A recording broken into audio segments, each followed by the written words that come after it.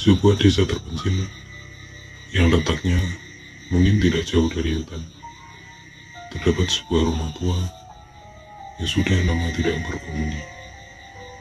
Saking lamanya dan tidak terawat, rumah itu pun sampai dipenuhi dengan sarang laba-laba.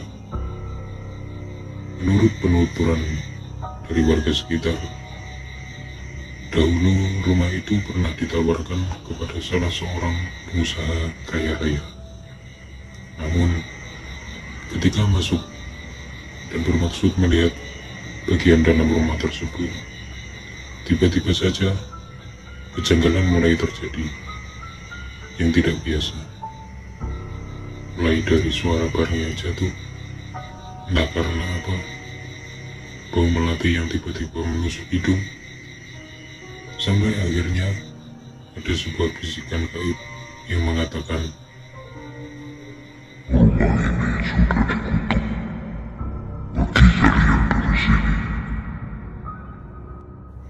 langsung seketika itu juga pengusaha itu pun mengurungkan niatnya untuk membeli rumah itu. Beberapa tahun berlalu, seorang anak SMA, sebut saja namanya Yoyo, dan kedua temannya, Kipun dan Didit.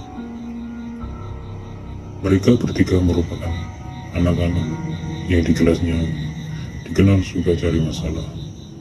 Mulai masalah dengan anak kelas lain, dengan guru, bahkan dengan kakak tingkatnya, sampai hampir terlibat perkelahian dengan anak sekolah lain. Walaupun sebenarnya juga maksud mereka seperti itu hanya untuk bercanda, tapi memang kadang yang namanya bercanda juga harus tahu situasi dan apa yang dibuat bahan candaan. Besoknya, ketika anak itu sengaja lewat untuk melihat rumah yang akan mereka jadikan ajang uji nyali, walaupun mereka datang sore hari, tapi suasana seram dan kesan mistis di area rumah tua tersebut tidak bisa dibohongi. Langsung saja, tanpa berpikir panjang lebar, mereka mencoba melihat lebih dekat di area halaman. Belum sampai beberapa menit, Didit pun mencium aroma melati dan bau busuk yang menyengat. Sontak saja, Didit langsung merasa merinding. Lu berdua pada nyium bau melati sama kayak bau bangke gak sih? Gue jadi merinding nih, tanya Didit pada kedua temannya. Ah, nggak ada. Perasaan lu aja kali. Kita mah nggak nyium apa-apa, sahut Yoyo. Belum selesai pembahasan mereka tentang bau yang tercium Didit, tiba-tiba sesosok lelaki tua datang dari arah belakang rumah yang seketika itu mengagetkan mereka bertiga. Mau apa kalian datang ke sini? Tanya lelaki itu. Enggak kok pak, gak ada apa-apa. Kami kesini hanya kebetulan tadi mampir, cuma pengen lihat-lihat, jawab Yoyo. Kalian jangan coba-coba ingin melakukan hal-hal yang aneh-aneh. Rumah ini dulunya pemilik keluarga yang kaya. Tetapi semua anggota keluarga rumah ini meninggal secara tiba-tiba tanpa penyebab yang jelas. Ada yang bilang keluarga itu telah dijadikan tumbal oleh seseorang. Setelah kejadian itu, tidak ada lagi yang berani lagi menempati rumah ini. Jelas lelaki tua itu. Setelah mereka menyimak penjelasan dari lelaki tua itu, mereka bertiga langsung saja pergi dari rumah itu. Setelah berjalan beberapa langkah, Didit mencoba menoleh, dan lelaki tua itu sudah tidak ada. Entah siapa sebenarnya lelaki tua itu. Didit pun juga baru sekali ini melihatnya. Ketika di jalan, mereka mencoba memikirkan lagi apakah rencana mereka melakukan uji nyali akan dibatalkan atau tidak. Tapi Siki pun menegaskan lagi kepada dua temannya itu untuk jangan memikirkan perkataan lelaki tua itu. Besok malamnya, tepat tengah malam Jumat pukul 12.00, mereka menuju rumah tua itu. Tidak hanya itu, mereka juga membawa kamera dan laptop yang akan memantau salah satu dari mereka yang akan melakukan uji nyali. Baru saja mereka masuk ke rumah, mereka sudah disambut dengan suara bantingan pintu yang tertutup dengan keras. Seketika itu juga mereka mulai merinding.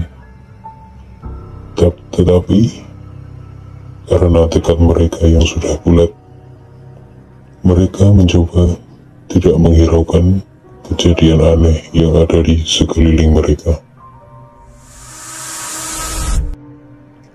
Langsung saja mereka meninggalkan Didit di salah satu ruangan bersama kamera yang sudah dinyalakan.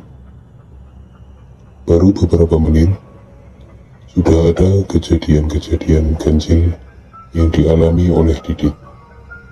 Mulai dari suara barang-barang yang seperti dilempar, dan yang paling membuat merinding, terdengar suara wanita menangis sambil tercium bau anyir seperti darah. Ternyata tidak hanya Didit yang mengalami gangguan tersebut. Kedua temannya, Yoyok dan Kibul, juga merasakan hal yang sama. Bahkan, Yoyok dan Kibul merasakan ada beberapa kali yang menembuk pundak mereka. Bahkan, Kibul pun mendengar bisikan suara yang sangat lirih yang mengatakan,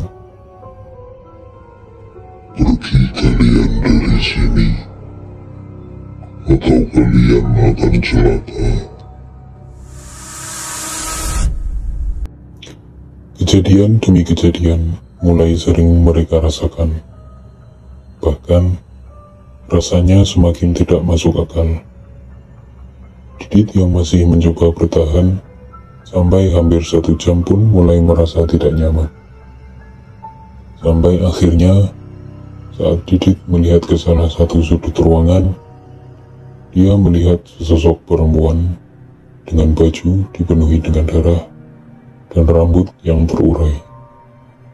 Seketika, Didit pun berlari keluar rumah.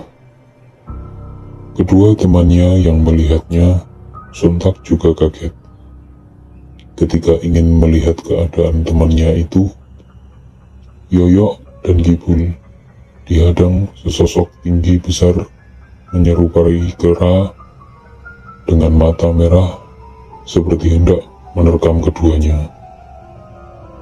Langsung saja Yoyok dan Kibul langsung lari dan memanjat jendela tanpa memperdulikan kamera dan laptopnya yang masih tertinggal di rumah tua itu. Dengan napas yang masih tersengal-sengal, mereka bertiga langsung pergi meninggalkan rumah tua itu. Setelah kejadian malam itu, mereka bertiga demam tinggi pada keesokan harinya. Hampir 1 minggu, mereka tidak masuk sekolah, dan selama 3 hari, mereka bermimpi bertemu sesosok yang ada di rumah tersebut. Jangan pernah kembali ke rumah tua itu lagi. Akhirnya, Setelah mereka sembuh, mereka sadar bahwa perbuatan yang mereka lakukan itu salah, dan mereka berjanji tidak akan mengulanginya lagi.